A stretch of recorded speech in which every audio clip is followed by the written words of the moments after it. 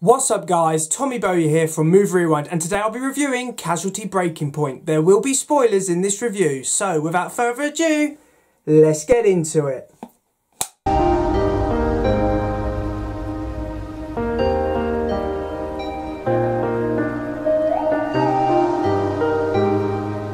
Casualty Breaking Point premiered on the 23rd of March 2024 and concluded after 12 episodes on the 8th of June 2024.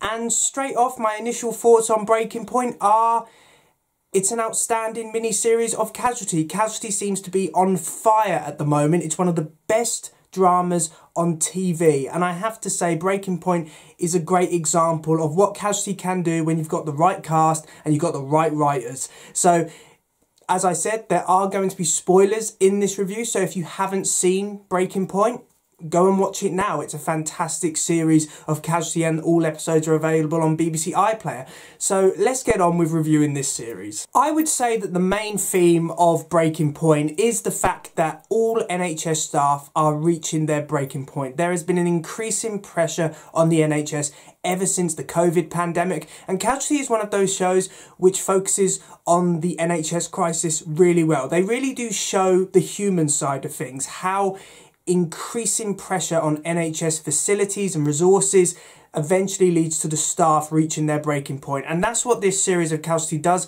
very well. I think the idea of focusing on a couple of characters, showing how they personally are affected by what is happening in their job as well as in their personal lives, was a fantastic idea which really helps this series stand out from other times Casualty have attempted to do this kind of story.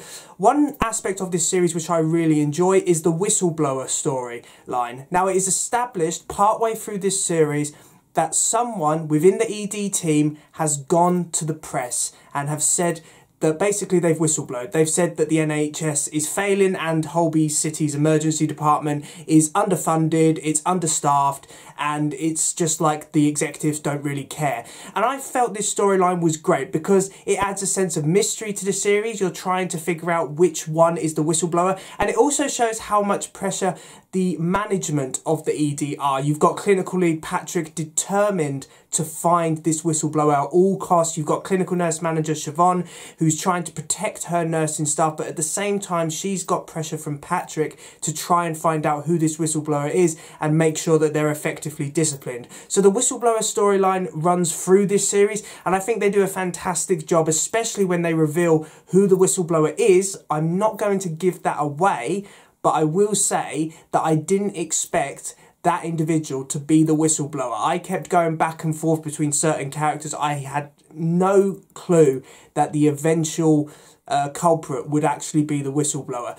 I really enjoy Breaking Point. I think it deals with a lot of darker and more mature themes. We see suicide covered, we see male rape covered. These are subjects which are not usually handled a lot in British TV dramas, so I think it's great that Casualty are mature enough to actually tackle taboo subjects. I think they do a fantastic job with those subjects, like they always do. Casualty is at its best when its character-driven storylines are well written, and in Breaking Point, they're definitely well written. A series of Casualty is only ever as good as its characters though, and as I said, Breaking Point tackles character-driven storylines very well. The main character of Breaking Point is Junior Doctor Rash Massam.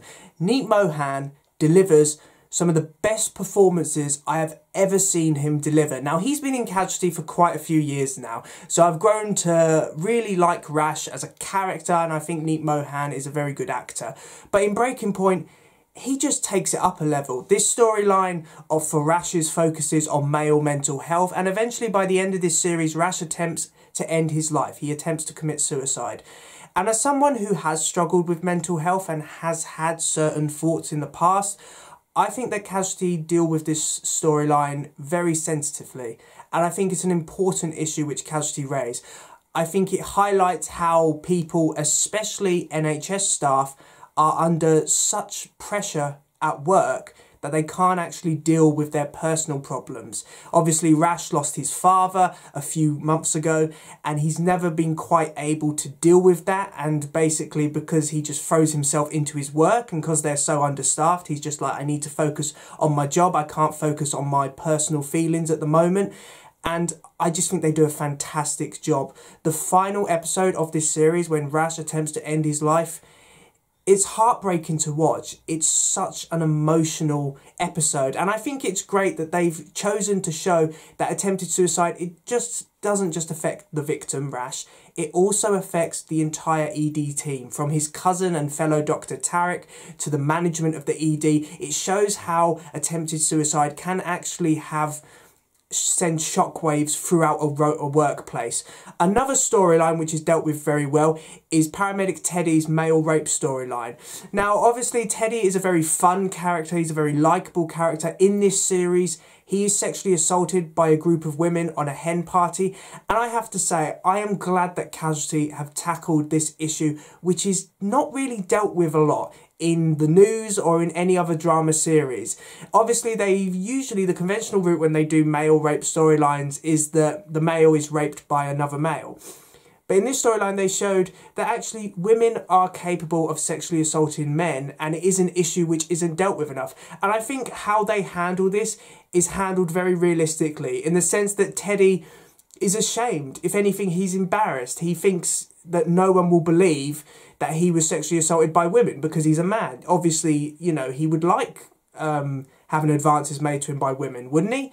I think it's handled very well, and especially when we see Teddy by the end of this series, he confides in Jodie. I love Teddy and Jodie. I think they're a great couple, but he confides in Jodie and Jodie encourages him to go to the police and report the rape.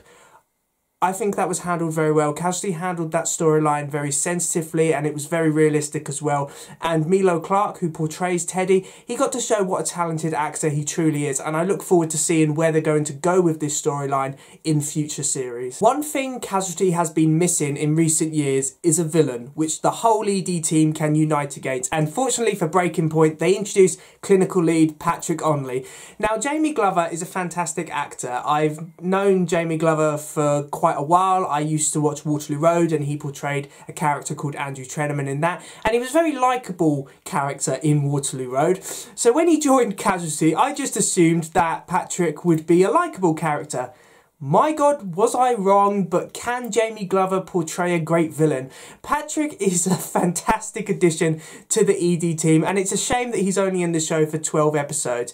He's shown as this very incompetent and arrogant clinical lead who's determined to blame everyone else for his problems, and I think it works very well. I like it when there is a character who you just love to hate, and Patrick definitely falls into that category. I think it's great that Dylan and Stevie team up to take on Patrick, because Patrick manipulates situations. He kind of undermines Dylan's confidence. They finally bring up what many fans have speculated, that Dylan may be on the autistic spectrum. He might suffer from autism, and Patrick kind of implies that that actually reduces his abilities as a doctor. If he has autism, then he can't be an ED consultant, because people with autism, they just can't do it. And I think it's great that when Dylan goes to have autism tests and we see him open the letter, and he never actually reveals. The viewers never know if Dylan suffers from autism or not. And I think that was a great way to handle it, because it just implies that just because someone might suffer with autism, that doesn't mean that they can't function as just a normal member of society. So I thought that that Dylan autism storyline was handled very well. Now, one of my favourite scenes in this series comes in the final episode, which is definitely, as I mentioned before, the best episode of the series. We see the entire ED staff stand up to Patrick, all claiming that they are the whistleblowers. And it's a great scene. It's very much a kind of I'm Spartacus moment when the entire ED team unites, and it just... oh, it's so satisfying to see Patrick walk out of the ED in disgrace. He was a great villain. I would love to see him come back. I don't think they're going to have him come back, because he's pretty much burnt all his bridges in the ED, but what a great villain character to have in the series. Other characters who really stood out to me in Breaking Point, I really grew to like clinical nurse manager Siobhan in this series. She really has become the mother hen of the nurses in the department, and someone who is always going to stand up with them.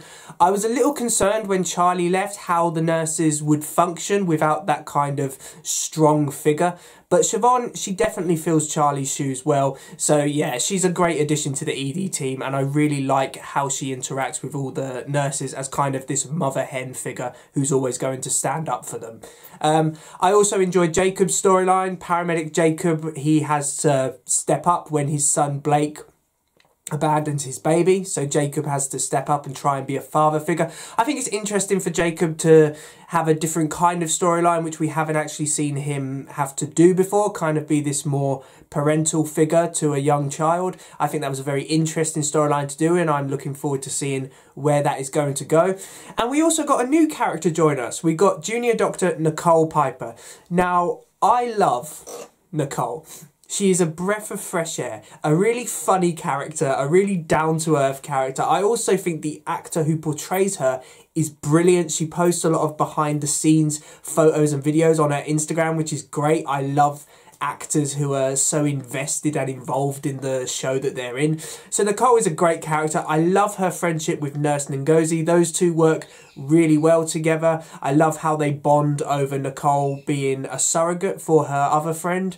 And I just think that they've got a really interesting rapport together, and I look forward to seeing what they're going to do with that friendship in the future.